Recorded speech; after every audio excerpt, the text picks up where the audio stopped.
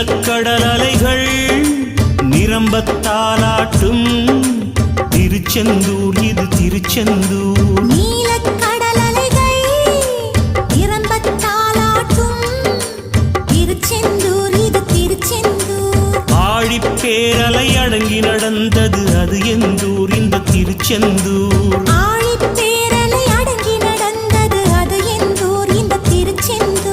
திருச்செந்தூர் இது திருச்செந்தூர்.